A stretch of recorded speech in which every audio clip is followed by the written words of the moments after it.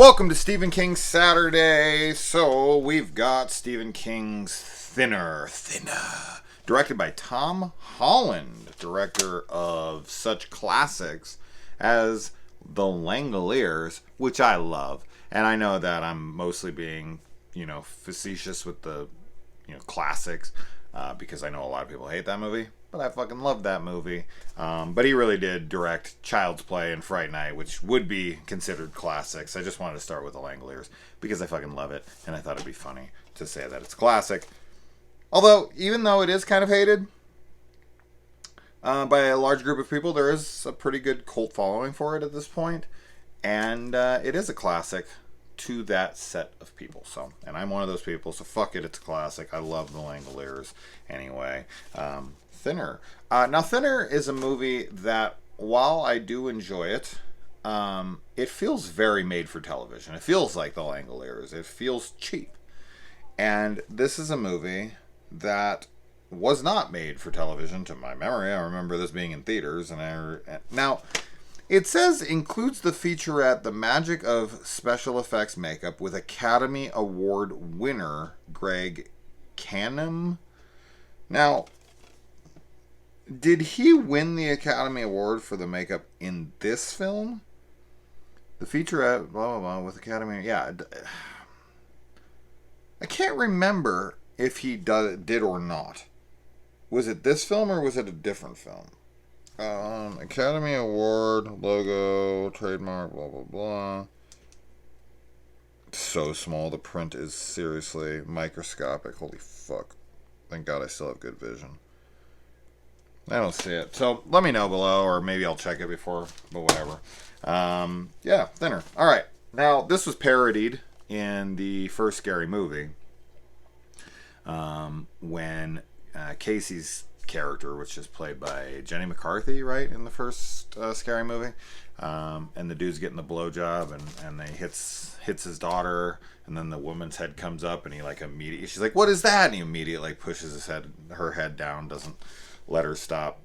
It's a funny scene, but yeah, that's parodying this film. And now this, of course, it's a special effects showcasing, right? I mean, that's one of the main things of the film. Watching this guy go from 300 pounds all the way down to fucking Christian Bale in The Machinist.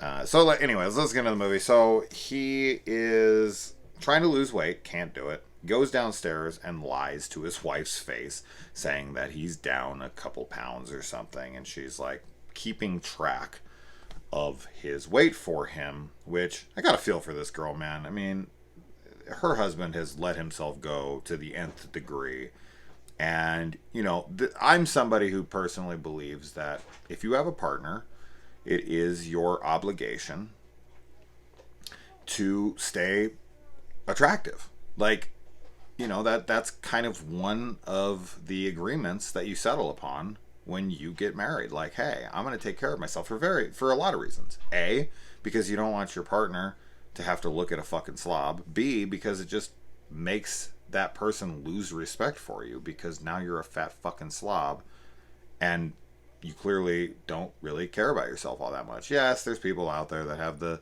medical issues and blah, blah, blah, but you've got to at least try, man. You got to at least try. Not all of us are going to have six-pack abs and fucking have these male model and, Marvel superhero bodies. Okay, that's unrealistic, sure.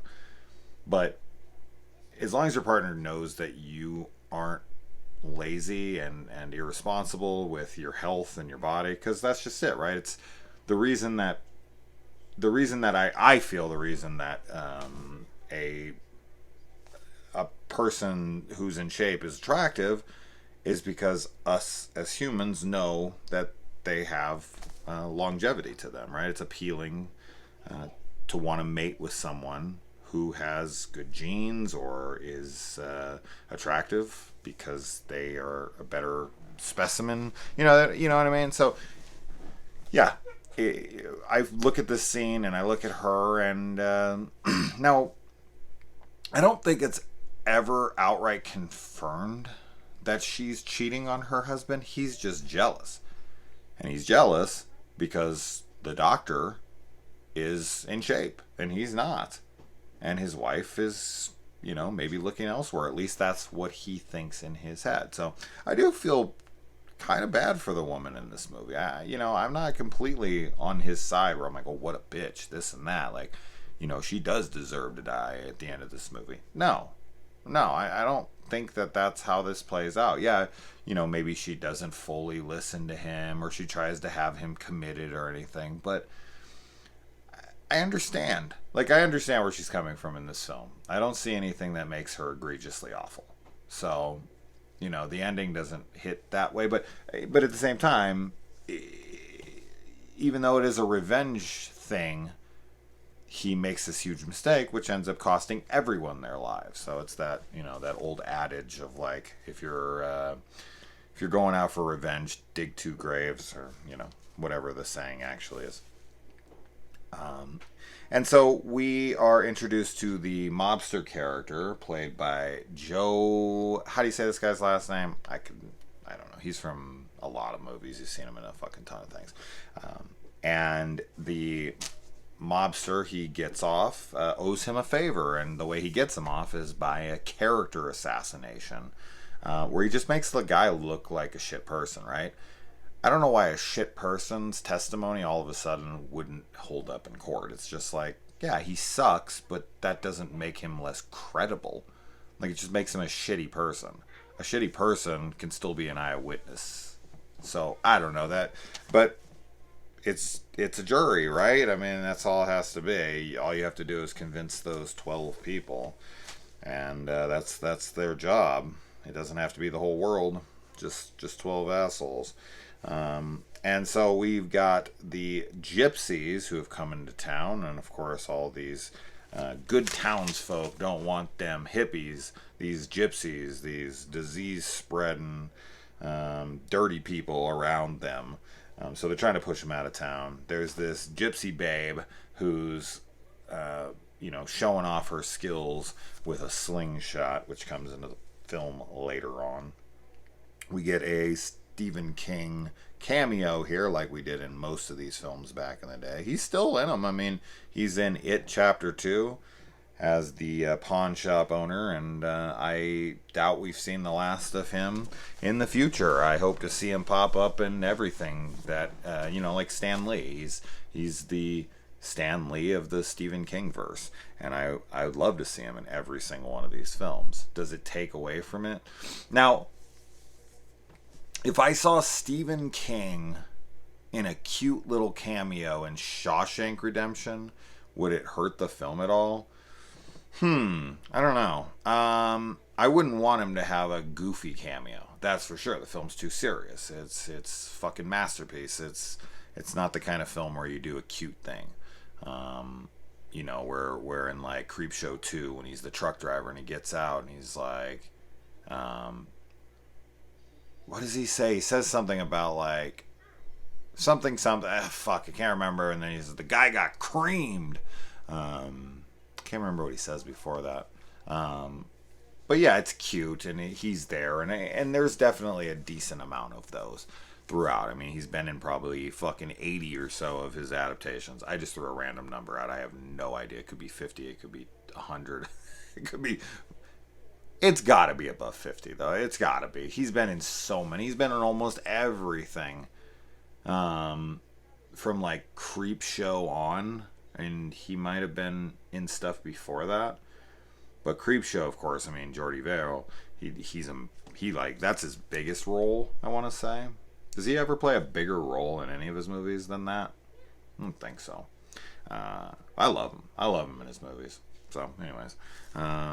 And, of course, these people are very prejudiced against these gypsies, and everyone's covering up once he does hit this woman with his car, and he gets off because the judge and the juror and the lawyer in this case are in on it, and they don't like these people, and they're like, fuck them. Now, do I think he's like criminally negligible? Yeah, I mean, he's drinking, right? And he's getting a blowjob. And this now the girl is out in the middle of the road at night. Pretty stupid. I mean, she should definitely be looking, and you shouldn't cross the road, right? So it's a weird one. I definitely think that would he have hit her if he was not getting a blowjob? No, probably not, right? Way less likelihood. But at the same time, you shouldn't be in the fucking road at night. And especially if there's a car coming. You can see a fucking car coming from a mile away. So you shouldn't get hit by a car. Like it just unless it's a total accident where like someone jumps the curb or something. I don't know. Like it's really to me, unless you're a total dumbass, getting hit by a car is pretty difficult because one of the things you learn as a child is look both ways. Now, of course, there's freak accidents and there's things that people can't see, someone taking a curve, but if it's a stretch of highway and it's pretty long both ways and there's no, like, it's almost impossible. But anyways, she just, I don't know, I'm sitting there like, really, dumbass? Why the fuck were you in the road?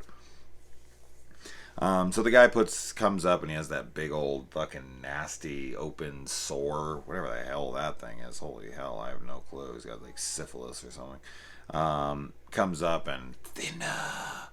And here, so the curse begins. And of course, at first, this is like super cool for him. He's losing weight. He thinks everything's going great for him. I mean, he just got acquitted for possible vehicular manslaughter, and who God knows how long he would have been in prison for that one.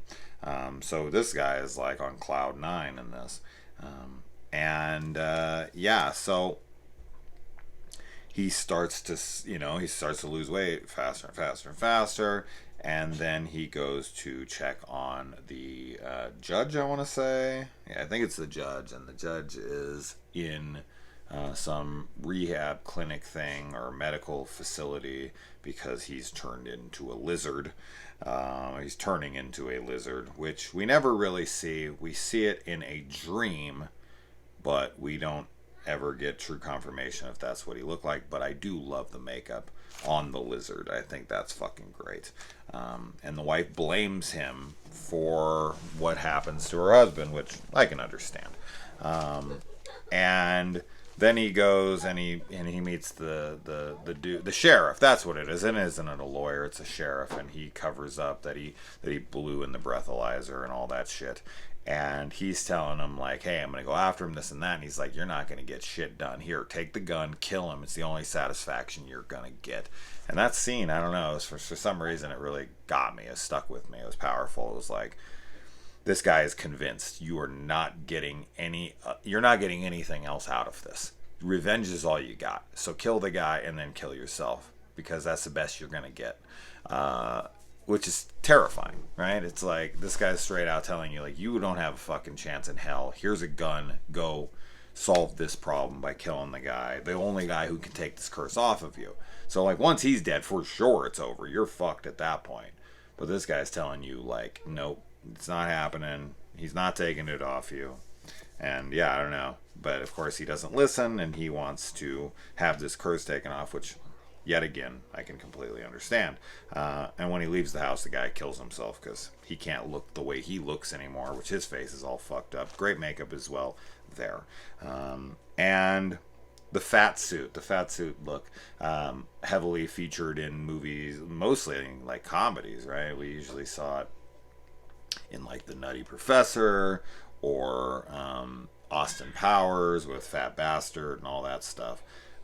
But this stuff here definitely, I don't know. Does it look ultra real? Does he look like an actual fat guy?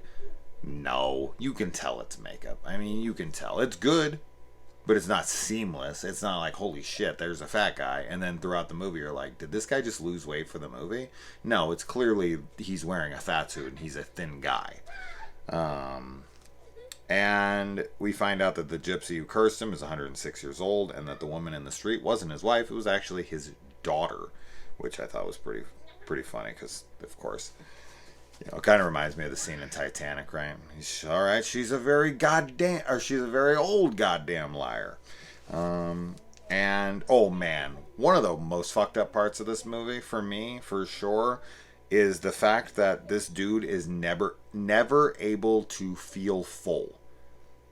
Dude, feeling hungry like insatiably, like you cannot fucking eat enough and fast enough. You ever had that like ravenous hunger where you're like, you know, you you start like fiending for food. It's like animalistic, and you have to eat. You're like going at it, right? You're like fucking like hammering the food as fast as you can. You're just like, oh my god, what is happening? Like I feel like as I said, like animalistic in a way. Imagine having that feeling, and no matter how much you eat, it doesn't go away. He says that in the film. Like, I cannot get full. Like, I'm always hungry, like, at all times. Horrible feeling. Like, I think that's one of the most underplayed aspects of the film is how fucking terrifying, or I shouldn't even say terrifying, painful that feeling would be. And how hopeless you would feel. Because you know that this is going to continue until you die. And no matter how much you eat, you just keep losing weight. Like cancer. And of course, he goes gets checked for cancer, and he's completely healthy. His readouts are healthier than the doctor himself, the guy who's potentially fucking his wife. I don't think we ever get confirmation on that. I did watch this like a week ago or more. It's been a long time. But I don't remember them straight out saying it. And then he has the dream. Oh, no. Yeah, he has the dream. And in the dream, he sees like these 3 prize dolls because he goes to like a gypsy fair. And the dolls are mimicked after him and then the other 2 people that got the curse in this film. And the dolls are super cool looking. Really, really cool. And then he's in the car with the lizard dude. And the gypsy guys like coming at him in a truck from both ways. Of course, it's a dream, which I like. You know, I'm fine with dream sequences as long as they present themselves and we know them to be dream sequences. Don't try to fake us out. It's very obviously a dream sequence, and I'm okay with that as long as we know. Don't fake us out and make the audience think like, holy shit, they just killed that person. Holy shit, did that really just happen? And they're like, nope.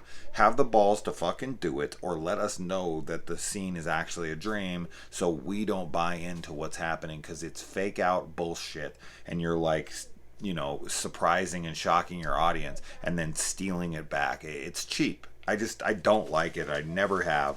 And if I ever made a movie, I swear to God, I'd never do it in a million years. And if I did, you know I didn't write that scene. You would know that someone took my script and they fucked with it.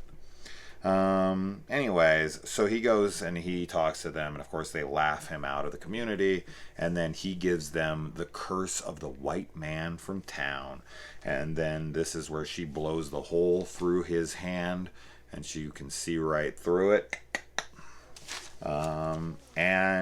Yeah, this is when he finally gives in and he calls his buddy the gangster. And the gangster comes in. The effects on his hand getting shot is great too. The effects in this movie are very, very good. So it'd be cool if this did win an Academy Award, but I don't remember. And then so the gangster dude comes in. I love his response to like, he's like, you like this, don't you? And he's like it? I fucking love it. Great stuff, man. Like, he's totally psychotic, and they don't know who they're fucking with. Like, and that's what's cool about this. I would not have liked it had the gypsies killed him and then sent his body back and all that stuff. That wouldn't have worked for me. Like, I like this kind of like, you brought this on, and then I'm bringing something even worse than you. Like, there's always someone worse. That's what I really like in The Devil's Rejects, is when, you know, Wydell hires the gruesome twosome. Isn't that what they fucking call themselves? Or is that what they call themselves? No. What does Danny Trejo and Diamond Dallas Page go by in that fucking movie? Something like that. The gruesome... Fuck, am I just... No, whatever it is. But they come in and they fuck them up. Like, there's always someone badder. There's always someone scarier. There's always someone who can take you down. No matter how tough you think you are, there's always people out there who are tougher. So I like that he kind of flips it on them. And he hires somebody who's even crazier than they are. And this scares the shit out of them. And they can't do anything about it. He comes in and he poisons all their dogs, and he puts the sign like "take it off," and all this stuff, and then he kidnaps the granddaughter, the great granddaughter, the hot babe with the fucking slingshot, and he tortures the hell out of her, and then sends her back, and then the dude like has nothing else to do, and he gets like a full arsenal delivered to him and everything, and he goes and he shoots the joint up, and he kills a bunch of them, and he's just straight up John Matrix from Commando in this, and I love it. It's fucked, and he even makes them kill the babe's husband, which is, of course is like the final straw.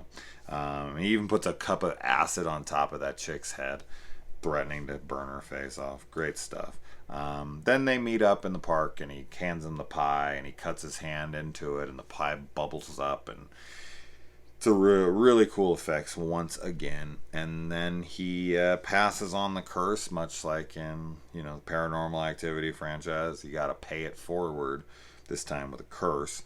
And he takes it home, and he feeds it to his wife after telling his daughter to spend the night somewhere else. Of course, the daughter does not listen. She eats the pie with her mom. The guy knows that she's fucked. And who knows how long that's going to be. And this is the folly of revenge, right? This is what you're always warned against. Is it's not going to go the way you think it's going to go. It might not have the same satisfaction you think it's going to have, and it's going to potentially hurt more people. In this case, it's his daughter. He gets his daughter killed because of his jealousy. He could have fucking passed it on. He could have went Dexter on somebody, found some total piece of shit who completely fucking deserved it and gave it to them, right? But he goes home and he gives it to his wife, and then he tries to feed it to Dr. Mike, I think is his name.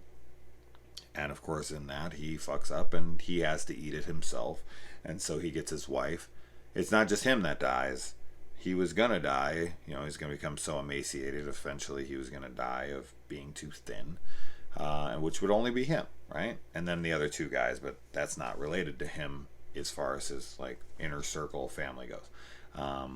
But with that, he gets a doctor killed, he gets his wife killed, and most importantly, and most begrudgingly to him, his daughter killed, which is, of course, the innocent of all of this. She had nothing to do with anything, and she's a fucking kid.